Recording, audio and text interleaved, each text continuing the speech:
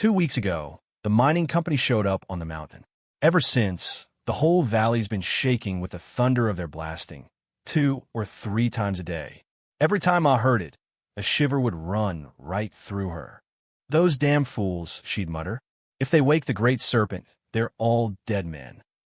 Legend has it a great serpent lives in the mountain. When Ma was young, she was up there cutting firewood and saw it from a distance, coiled deep inside a cave. Just one of its eyes, she'd say, her hand starting to tremble at the memory, was as big as a tire from one of them big quarry trucks. I came tumbling back down that mountain so fast, I tore up my jeans. When her grandparents saw how pale I was, they nearly had a heart attack.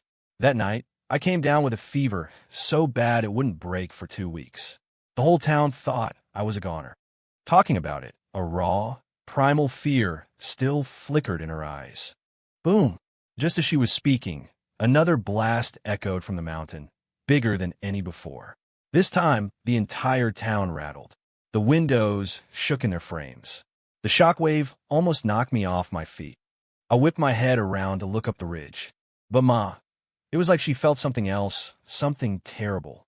She spun around, dropped to her knees in front of the little shelf where she kept her worn wooden cross and a faded picture of the Virgin Mary, and started whispering prayers. A few minutes later, we heard the sound of a horn blaring and tires crunching on gravel, getting louder as it came closer. I looked up to see a dusty Ford F-150 rolling into town. A big, gaudy red ribbon was tied to the grill, and a few guys were hollering and cheering from the truck bed, looking pleased with themselves. My childhood buddy, Dale, came running up, panting, with his sister Tammy trailing behind him.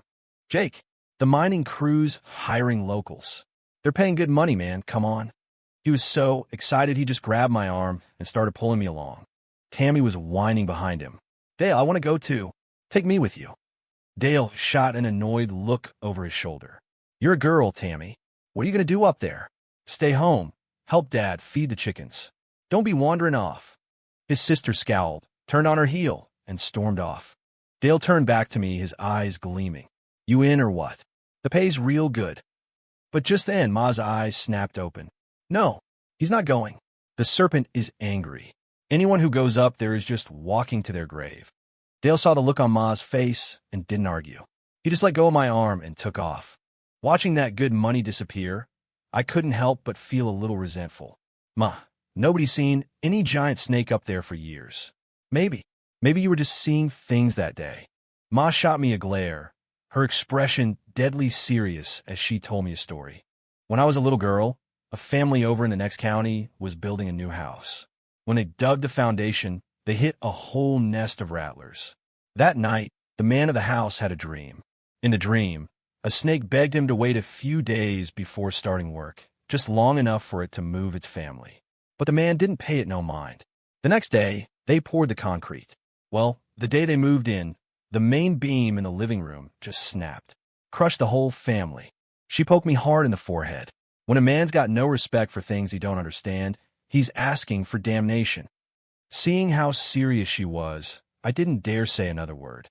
But for some reason, that very night, I had the strangest dream. In the dream, I was standing in a thick fog when a colossal black serpent emerged from the mist. Its jet-black eyes stared right at me, and a blood-red tongue flickered from between its narrow jaws. A deep, rumbling voice seemed to vibrate from beneath its scales. "Go to the foreman. Tell him my people are many. We will not stop him from getting his riches, but he must give us 3 days to move our homes." With that, it swished its tail and vanished back into the fog. As it disappeared, I saw it, a single blood-red dot on the very tip of its tail. I bolted upright in bed, drenched in a cold sweat, gasping for air. Ma heard the commotion and hurried into my room. When she saw my ghost-white face, she rushed to my side. "What is it, Jake? What's wrong?" I told her everything, exactly as I'd seen in the dream. As I spoke, her face drained of all color. "It's a message," she whispered, her voice trembling. "The mountain's giving you a task. You can't wait. First light, you get your butt up to that mine, and you tell them." As soon as the sun started to rise, I was running full tilt up the dirt road to the mining site. In the dim morning light, I caught up with a crew of workers heading into the hills. I spotted Dale and the group, right away and grab his arm. "Where's the boss?" The foreman. Dale's face lit up when he saw me. "Jake, what are you doing here? I thought your boss said no." I was frantic and didn't have time to explain.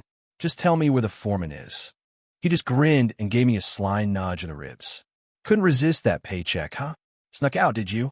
Seeing that greedy look on his face, I squeezed his arm harder. "Dale, listen to me. Where's the site manager? And you need to get out of here. Something bad is going to happen."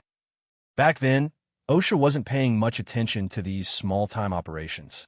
Foremen like this one were reckless, hungry for a quick buck. They didn't give a damn about the environment, and cave-ins and accidents were common. Dale figured that's what I was talking about. "It's a new site, man. It's safe," he said, waving me off. "If you want in, you better go sign up. The boss, Rick Mullins, is in that little trailer up there." I didn't wait. I took off for the trailer. I bolted up the rickety wooden steps to the second-floor office and threw the door open. "Mr. Mullins, you have to stop the blasting. Something terrible is going to happen." A woman shrieked from inside the room. Mullins, the site manager, scrambled to pull a thin blanket over her before turning to glare at me, his eyes full of rage. "Who the hell are you?" He was in his late 30s, with a thick beard and a flashy gold chain hanging over his chest hair. I hadn't expected a walk-in on that. I quickly looked away. "Mullins, this mountain is full of snakes. You have to stop your crew right now." He just laughed, his gold chain bouncing on his chest. "Are you kidding me? Every damn mountain in these parts has snakes. Now get the hell out of here before I throw you out." He started shoving me toward the door, cursing under his breath. "Mr. Mullins, your whole operation is sitting on top of their dens. The Great Serpent said you have to wait 3 days. Just 3 days for them to move, or you're going to bring a disaster down on all of us." Before I could finish, Mullins' hand flew out and slapped me hard across the face. "What kind of bullshit is that? This is my grand opening, and you come in here cursing my site? Who the hell do you think you are? I bet you're just trying to shake me down for money." He grabbed me by the collar and hit me again, a couple of quick, stinging slaps. Just then, we heard a commotion from outside. Someone was running, their footsteps pounding on the gravel, then up the stairs. It was Dale. He burst into the room, his face pale with panic. "Boss," he gasped, "you gotta come see this. We dug up snakes." 03 Dale saw Mullins holding me by the shirt, saw the red welts on my face, and froze for a second. Mullins shot me a dirty look, grunted, and barked at Dale. "All right, let's go see." Hearing they'd already found them, a cold dread washed over me. Forgetting the sting in my cheek, I followed Mullins and Dale out to the site. When we got there, I just stood and stared, completely stunned. They had dug a pit, maybe 20 feet across, and it was writhing. Hundreds of snakes were coiled together in a single, tangled mass. The cross-section of the earth around the pit was riddled with holes, and more snakes were still slithering out. Then I noticed something. These weren't just any snakes. They all had one thing in common: a small, blood-red dot at the tip of their tails. My heart hammered against my ribs. They were just like the Great Serpent from my dream. "You see, boss? You see? You have to stop the digging." Mullins' eyes darted around, his initial shock turning into a shrewd calculation as he gauged the reactions of his workers. The men standing around the pit were speechless with terror. "This ain't right. This is bad medicine," one of them whispered. Mullins' brow furrowed. He glared at me, his voice a low growl. "Shut up. They're just a bunch of goddamn reptiles. There's nothing unholy about it. Don't you listen to this nonsense." The workers fell silent, but none of them moved a muscle. Seeing their hesitation, Mullins stormed over to his foreman and grabbed him by the arm. "Frank, you deaf? I said get these men back to work. Keep blasting, keep digging." But the foreman, an old-timer named Frank, just stared blankly into the pit. I hadn't noticed in the chaos, but now, looking down, the hair on my arm stood on end. The pit, 20 feet wide, was now completely full, a churning, liquid-black pool of serpents. Frank's legs were shaking. "Mr. Mullins," he stammered, "we can't dig here. We're desecrating something." Mullins threw his hands up. "Desecrating what? A bunch of worms? To hell with that. Kill them. Kill them all." Still, no one moved. A few guys even started backing away slowly. "Are you all deaf? I'm paying you to work, not stand around like idiots." When they still didn't move, Mullins lost it. You useless pack of cowards. He leaped onto the nearby excavator and yanked the driver right out of the cab. Get out, you yellow-bellied fool. The driver was already trembling, and the pull sent him sprawling in the dirt. He scrambled to his feet and ran. Mullins was seeing red. He jumped into the driver's seat and started working the controls. The massive steel bucket plunged down into the mass of snakes. When he lifted it, the bucket was dripping with blood and gore. The snake pit exploded into motion, like a skillet of hot oil hit with a splash of water. The sound of hundreds of scales rubbing and scraping together was a low, dense hiss that made your skin crawl, a sound that felt like it was coming straight from hell. Some of the workers' hands went slack, and their tools clattered to the ground. But the bloody sight didn't faze Mullins. His face was a mask of grim determination, his eyes bloodshot, as he maniacally worked the excavator. Just then, a rusty van pulled up, and a dozen rough-looking guys jumped out. They were armed with pickaxes and machetes. They surrounded the pit, hacking and stabbing at any snake that tried to escape. Snakes were cut in half, both ends still writhing in the dirt. Heads were smashed, bodies were crushed, others were impaled on sharp tools. Listen up, Mullins bellowed over the engine's roar. $500 for every snake you kill today. 1,000 for 2. Whoever kills the most gets a bonus. You want the money, you get to work. If you're a coward, get the hell off my property. He was screaming like a madman, his hands never stopping on the controls.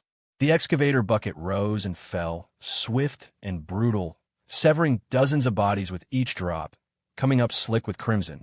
I couldn't believe how insane he was. Stop, I yelled. You have to stop. You'll make the great Serpent furious. Mullins turned and fixed his bloodshot eyes on me. Someone shut his mouth. Before I could move, 2 of the big guys grabbed my arms and slammed me to the ground. Stop. Please stop. One of them pressed his knee into my back, and I could only manage a choked whisper. What are you all standing there for? One of the thugs yelled at the other workers. The boss is offering a bonus. Get to it. Many of the local guys were poor, barely making a few thousand a month. $500 for 1 snake? 10 snakes was a month's pay. How could they not be tempted? It was like picking up free money off the ground. My warnings had made them hesitate, but now that others had started and nothing bad had happened to them, their greed started to bubble up. They glanced at each other, their minds turning. One worker finally broke. To hell with it. If it stands between me and a paycheck, it dies, he yelled, adding, You better be good for it, boss. He swung his shovel, decapitating a snake that was slithering out of the pit. Blood spurted from his stump, and after a few twitches, it fell back in. That's what I'm talking about. Mullins yelled triumphantly. You're the first, so I'm giving you 2,000 for that one. I'm a man of my word. You want my money? Start killing. 04, that was all it took. The rest of the workers jumped in. Armed with shovels, axes, and heavy wooden planks, they fell upon the snakes. In moments, the ground around the pit was littered with dead and dying serpents. Then, one of the thugs, a guy with tattoos all the way up his arms, pulled a can of gasoline for the back of the van and dumped it into the pit. I tried to scream, but the pressure on my back was too much. I couldn't make sound. The snakes in the pit, still coiling and writhing, were quickly soaked in the fuel. The tattooed man smirked, flicked open a Zippo, and tossed it into the hole. The pit erupted in a whoosh of fire, becoming a roaring volcano. The most terrifying part was that I could hear them screaming. As far as I knew, snakes could only hiss. They weren't supposed to make high-pitched, piercing shrieks like that. It was a sound of pure agony. A wave of terror washed over me. I couldn't imagine what would happen when the great Serpent found out. The tattooed man watched the inferno, laughing. That's a lot of snakes I just torched, boss. That bonus better be good, huh? Mullins looked like a victorious general surveying a battlefield. You got it, kid. I want every last one of these bastards dead. Nothing gets in the way of my payday. Hearing that, the tattooed man pulled another gas can from the van and emptied it into the flames. The fire, already a raging torrent, roared even higher.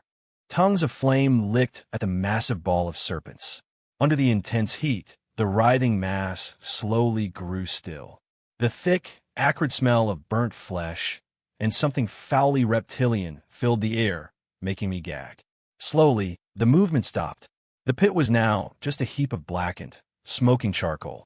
The workers had killed all the ones that had tried to escape. The two thugs holding me down saw that it was over and finally let me go.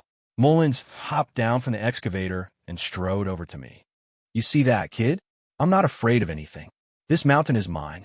Everything on it is mine.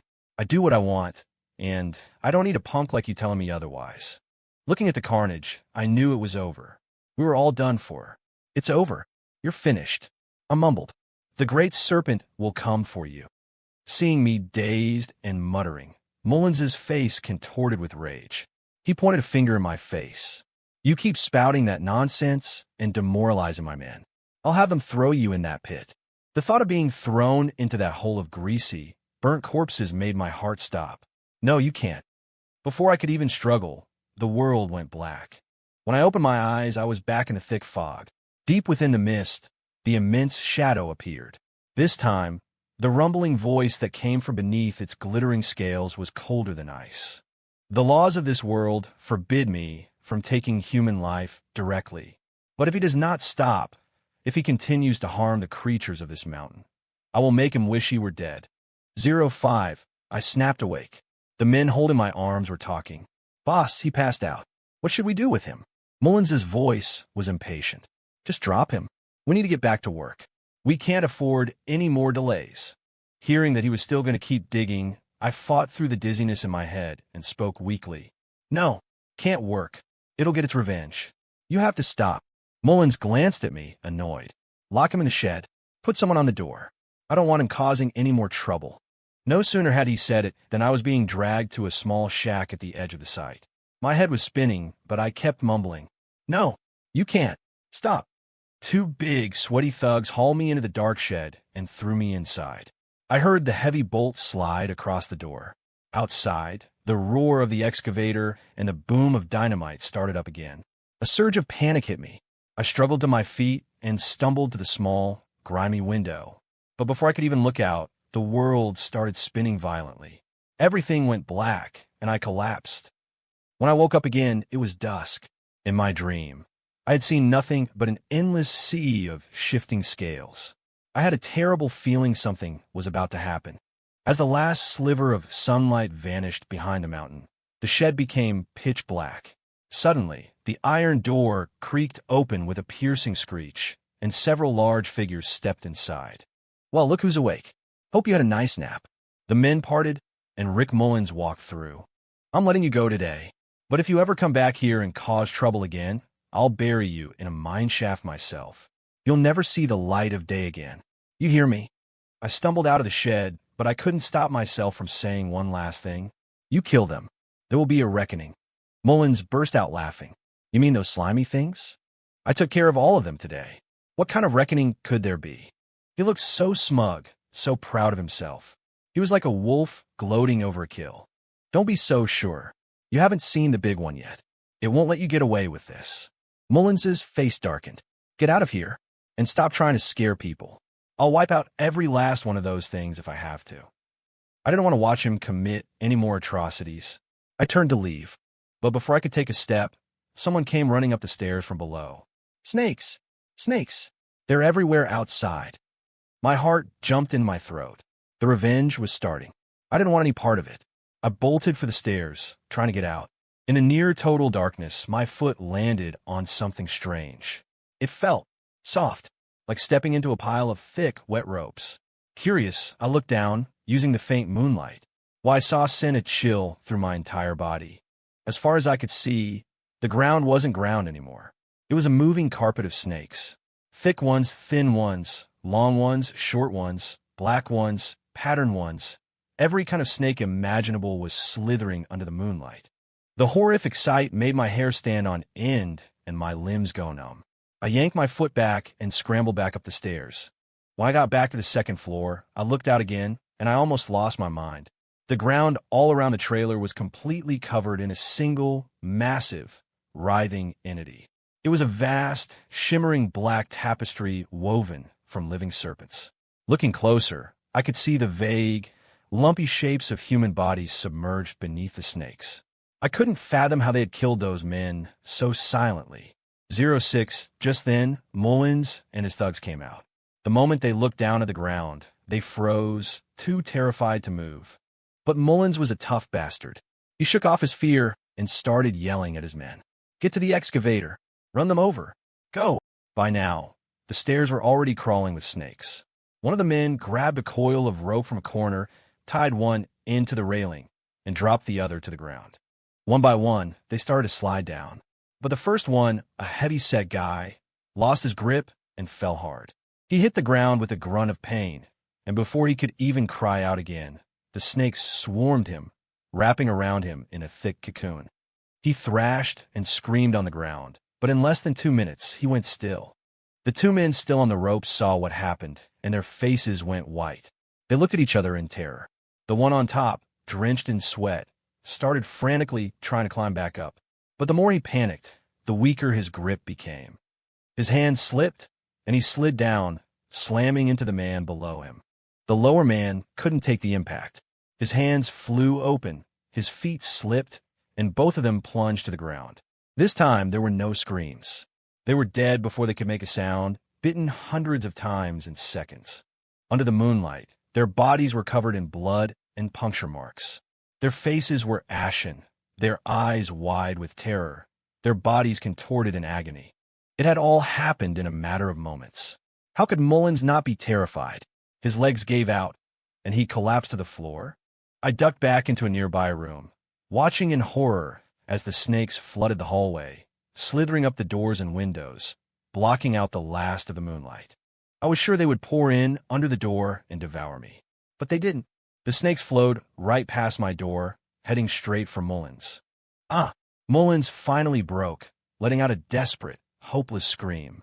Serves you right, you son of a bitch, I thought. If you had just listened, you wouldn't be facing this now. As I was thinking, something slammed against my door. Thump, thump, thump. It was Mullins. Open the door. Please, for God's sake, help me. Before I could even react, he threw his bloody body against the door again, and it burst open. The door crashed against the wall, and Mullins, covered in blood, stumbled in. He fell to his knees in front of me, grabbing my legs. Help me, he sobbed. I don't want to die. You can talk to them, right? Tell them if they let me go, I'll stop the mining. I'll never disturb them again. His arms, wrapped around my legs, were shaking like a leaf in a storm. Suddenly, he screamed and looked toward the door.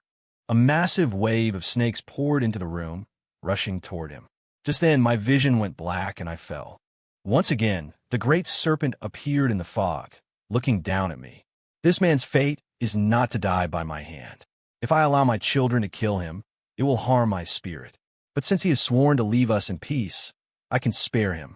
Tell him to leave this mountain and never return. A flash of white light, and my consciousness returned. I took a shaky breath and yelled at Mullins, who was cowering in the corner. Promise them you'll leave the mountain tonight and never come back. They'll let you go. Mullins clung to my words like a drowning man to a life raft. He immediately got on his knees and started bowing to the floor of snakes. I'll go. I'll leave tonight. I'll never come back. I beg you, please. I'll never disturb you great spirits again. He banged his head on the floor, pleading with the snakes. And then, a miracle. As soon as he finished speaking, the snakes began to retreat. In less than 15 minutes, they were all gone. Mullins collapsed onto the floor, gasping for air. After everything I'd seen, I just wanted to get the hell out of there. I turned to leave. At the door, I looked back at him. Mullins, you better get out of here. If you don't, you won't live to see another sunrise. I expected him to nod meekly, just as he had moments before. But I was wrong. His eyes, when they met mine, were cold as stone. I'm not done here, he said. With that, he staggered to his feet and disappeared out the door.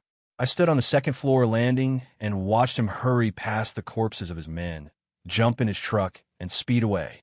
I went home that night. Ma was waiting for me. She threw her arms around me, thanking God over and over. You're back, she cried, clutching me tight. You scared me to death. I had a dream. I dreamed everyone at the mine died. Every last one of them. I managed a weak smile. The mine's closed, Ma. It's over. 07, but of course, it wasn't. 3 days after I got home, I saw Dale tearing through town. He was carrying a machete and was all bundled up in thick clothes. He looked like he was heading into a fight. I ran over and stopped him. Dale, what are you doing? Going up to the mine. My heart sank. The mine was deserted. What was he going up there for? What for? Dale saw how urgent I was and lowered his voice. I'm telling you this, but you got to keep it quiet. His secrecy just made me more curious. What's going on? He glanced around. You haven't heard? Mullins is back, and he brought people with him. What? I nearly fell over. That man had a death wish. How could he possibly come back? What's he back for? He brought a huge crew this time, maybe 200 or 300 men, and he brought some kind of expert with him, a preacher or something. Said he's here to take care of the monster in the mountain. Take care of the monster? I couldn't believe it. Mullins was back for revenge. He really wasn't afraid to die, but his life was his problem. I was never setting foot on that mountain again. After what I saw at that mine, I couldn't sleep right for a week. Every time I closed my eyes, I saw the horrors of that night. I would never go through that again. I grabbed Dale's arm, my grip like a vice. Dale, you can't go. It's a suicide mission. He yanked his arm free, scowling. What are you talking about? I know there were some snakes, but Mullins said he brought in some big-shot preacher from down south to handle it. Guarantees he'll put those monsters in their place. And this time, he's paying triple. Only a fool would turn that down. My head was spinning, so Mullins came prepared. He'd brought in a professional. This was going to be a war between two powerful forces. I couldn't let Dale go. It was too dangerous. Last time, those big thugs were killed in minutes. A skinny guy like Dale? He wouldn't last 10 seconds. Dale, you can't. That serpent is not something to be trifled with. When it gets angry, people die. A lot of people. Dale just laughed. You want the money, you take the risk. He ain't paying that much for nothing. I tried to argue, but he was already backing away. The truck's waiting. I gotta go. And with that, he was gone, running toward the edge of town. Dale! Dale! I yelled after him, but he didn't even look back before jumping into a waiting truck. Not long after he left, Dale's dad came hurrying toward me, leaning on his cane. Have you seen my Tammy? Tammy was Dale's sister, about 17 or 18. She mostly just stayed home, doing chores. What's wrong? Dale was just here, but I didn't see Tammy. Hearing that, her father slapped his leg in despair. Oh no, it's happened. What's happened, sir? I was confused. How could a grown girl just get lost? Take it easy, Mr. Henderson. Tell me what's going on. He sank onto a nearby tree stump, sighing heavily. That girl. I bet she snuck off and followed Dale up to the mine. My stomach clenched. Sir, don't panic. Maybe she just went to visit a friend. Have you checked anywhere else? No. She packed a bag with her things. She's run off to the mine with her brother. Seeing the panic on his face, I felt even worse. He didn't know what I knew. This wasn't just a job. Going up to that mine this time was very likely a death sentence. Just then, my ma came out. Don't you worry, Mr. Henderson. I'll send Jake up there right now to bring Dale and his sister back. Dale's dad looked up relieved. Just bring his sister back. His brother can stay and earn his pay. Ma didn't argue. She just pulled me aside and whispered, Go on, be back before dark, and bring them both back. You hear me? We can't just let them die. I hesitated, but I knew she was right. As night began to fall, I got on my dirt bike and headed for the mountain. 08. By the time I reached the mine, it was twilight. The setting sun was sinking behind the ridge, and the sky was growing dark. From a distance, I could see a huge crowd of people gathered around a massive bonfire, like they were performing some kind of ritual. I parked my bike in the woods and approached on foot. In the center of the site, 300 men stood holding torches, circling the bonfire and murmuring. 3 figures stood by the fire. One was Rick Mullins. Another was a man in a long, dark coat, the preacher. He was setting up some kind of altar. I watched as the preacher, holding a short, carved wooden staff, grabbed a black rooster. With a sharp twist of his fingers, there was a snap, and the rooster's neck broke. Dark blood gushed out. He let the blood pour into a large iron bowl, then dipped his staff into it. Holding a strange-looking banner, the preacher walked 3 circles around the bonfire, chanting words I couldn't understand. With each circle he completed, the crowd murmured in response, and a strange, eerie atmosphere began to spread. After the 3rd circle, Mullins and another man helped the preacher carry the bowl of blood to the edge of the crowd. The preacher walked ahead, still chanting, and dipped his fingers into the blood. He pressed a bloody thumbprint on a one-man's forehead. One by one, he marked them until dozens of men had dark red smudges between their eyes. Watching the bizarre ceremony, A chill ran down my spine. I scanned the crowd, desperate to find Dale and Tammy and get them out of there. I didn't want to know what was going to happen next.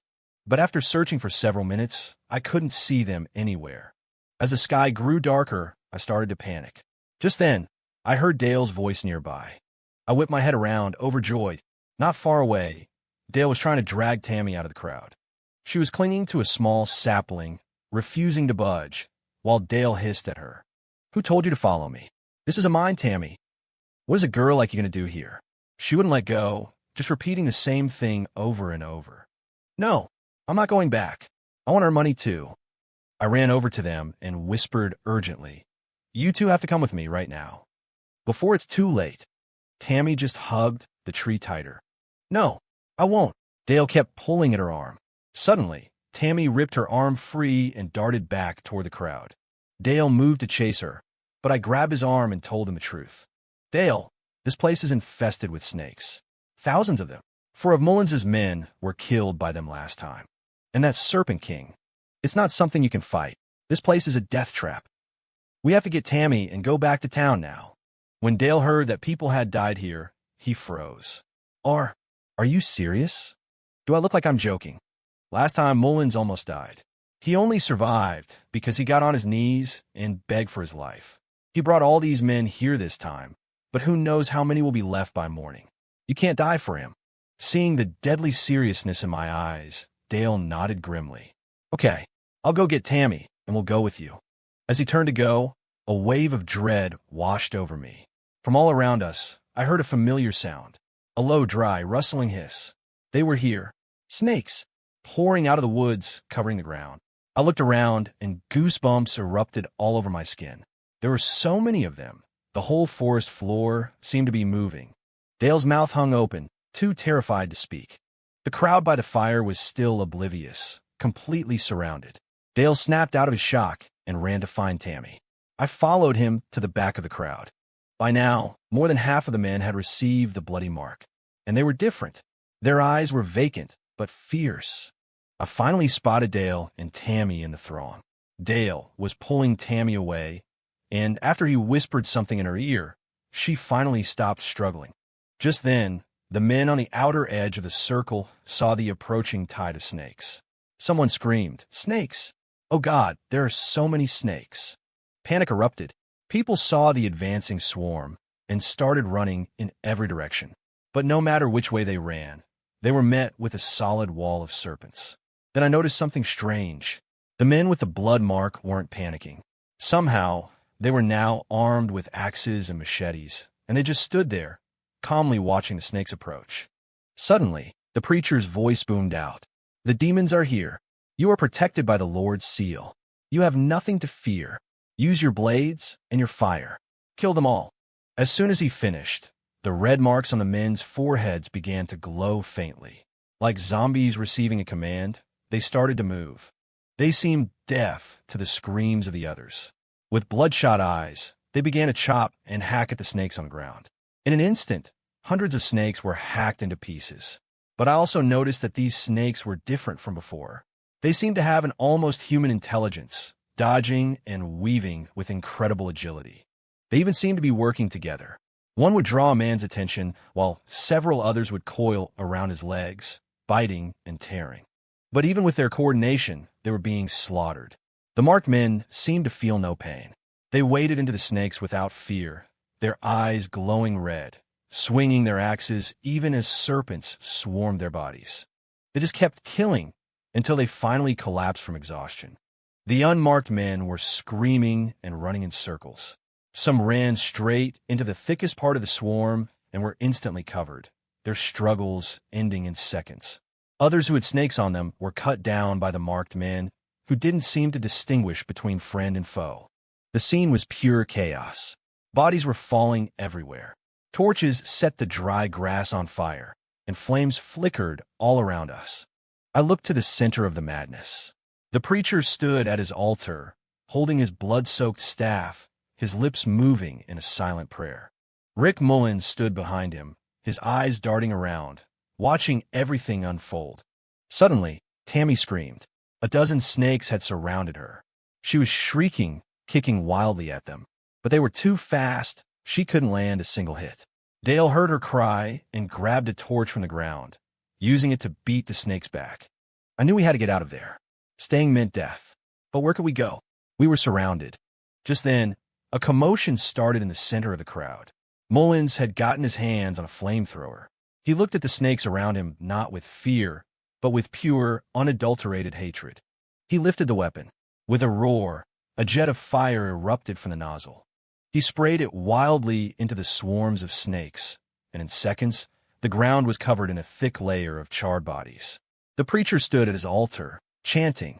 He was clearly the one controlling the marked men. Mullins, his body rigid, his face a mask of rage, screamed into the night. "Come on, I'll kill every last one of you. No one gets in the way of my money." In just a few minutes, countless snakes had perished in his flames. Soon, the pile of burnt corpses around him was nearly 2 feet high. By now, I could see dozens of human bodies lying still among the snakes, while others were still on the ground, writhing in their death throes. Mullins looked at the falling men with a predator's glee. But the snakes weren't afraid. They crawled over the hill of their dead, surging toward Mullins. He kept blasting them with fire, laughing maniacally. "My tank is full tonight, boys. Come and get a taste, you goddamn animals." And then his laughter froze on his face. What? What is that? From the thick fog at the edge of the forest, an impossibly large shadow began to emerge. It was the great serpent. "It's here," I whispered. I pointed toward the shape, which was as large as a hill, for Dale and Tammy to see. Their jaws dropped. "It's real. But how can it be that big?" I'd never seen Dale so scared. He was shaking from head to toe. "Tammy," he whimpered, "my legs won't move. You gotta help me." Mullins had stopped firing the flamethrower, staring in disbelief at the black shadow. "Preacher," he stammered, What in God's name is that?" The preacher, who had been chanting with his eyes closed, finally opened them. The moment he saw the colossal figure, his triangular eyes, hidden beneath long eyebrows, went wide. That's... He couldn't form a sentence. Finally, he managed to choke out 2 words. "So big." And then, the voice I had heard twice before in my dreams echoed through the clearing. No longer a dream, but a terrifying reality. "I have tolerated you for the last time. Tonight, your lives are forfeit." When the serpent spoke, everyone and everything stopped. Every human and every snake turned to face the sound. The preacher was clearly shaken. He stood frozen for a few seconds before snapping back to reality. He began fumbling frantically in the leather satchel at his side. Finally, he pulled out a small, dark idol. He placed it on the altar, then took a knife and sliced open his own palm, letting his blood drip onto the idol. He began to chant again, his hands forming strange symbols in the air. "By blood and bone, by spirit and stone, I call thee forth. I offer this vessel. Come." As he screamed the last word, his body convulsed violently. He collapsed to the ground, his eyes screwed shut. Suddenly, he roared and leaped back to his feet. Before any of us could react, his body shot forward like a bolt of lightning, straight toward the massive black shadow. 11, seeing the preacher take action, Mullins's confidence returned. "Ha ha! You see that, you overgrown worm? I brought a man of God with me today. We're going to wipe you and your kind off this mountain for good." In the distance, the black shadow flickered and warped, as if caught in a lightning storm. With every one of the preacher's shouts, the great serpent's body writhed and twisted. Now I could see it clearly. Its massive body was coiled on the ground, covering an area the size of a football field. The part of it that rose into the air was as tall as a building. Its jet-black scales shimmered like thousands of dark windows. Its 2 black eyes radiated a chilling light, and its blood-red tongue, long as a whip, darted in and out of its mouth. Suddenly, the preacher let out a piercing, agonized scream. The great serpent's body stopped moving. It returned to its original posture, as if nothing had happened. At that moment, the thousands of smaller snakes went into a frenzy, like a pot of water reaching a rolling boil. They changed direction, all of them, and surged toward Rick Mullins. Seeing the endless tide of serpents coming for him, Mullins cranked the flamethrower to maximum and aimed it at the ground. But the jet of flame he'd just been spraying died with a sputter. Horrified, he started fiddling with the nozzle. This piece of junk. Why won't it light? He smacked it and shook it, but not even a spark came out. Damn it. Realizing he was about to be overrun, Mullins dropped the flamethrower and scrambled into the driver's seat of a nearby Jeep. He slammed the door and tried to start the engine. He turned the key again and again, but the engine wouldn't catch. Come on, you piece of crap, start. But before the engine could turn over, the snakes were already crawling up the sides of the Jeep, swarming over the windows. Mullins's face was chalk white with terror as he frantically twisted the key. In his panic, he hit the wrong switch. The driver's side window rolled down. A flood of snakes poured into the Jeep. Mullins's screams of agony and terror ripped through the night, a sound so awful it chilled everyone who heard it to the bone. It didn't sound like Mullins anymore. In fact, it didn't sound human at all. After about 5 minutes, the car fell silent. The snakes began to slither back out of the window. They were all covered in blood, leaving crimson trails wherever they went. And just as suddenly, the men with the marks on their foreheads seemed to wake up. When they saw the carnage around them, they started screaming, "Oh my God, he's dead!" A woman saw Mullins's body in the Jeep. A shriveled, bloodless husk let out a final, horrifying shriek and fainted. The survivors scattered, running for their lives into the woods. The snakes parted, letting them go. By now, the sky in the east was beginning to lighten. Dale and Tammy came over to me. "The snakes are leaving," Dale said, his voice hoarse. "Let's get out of here." After the night of terror, both of them looked like they had seen a ghost. We walked for hours, finally making it back to our town at midday. Ma was standing at the edge of the village, clutching her wooden cross. She had been waiting all night. When she saw us, a look of profound relief washed over her face. "Come on home," she said softly. "It's peaceful now." After that day, no one ever tried to mine on the mountain again, and the great serpent was never seen again.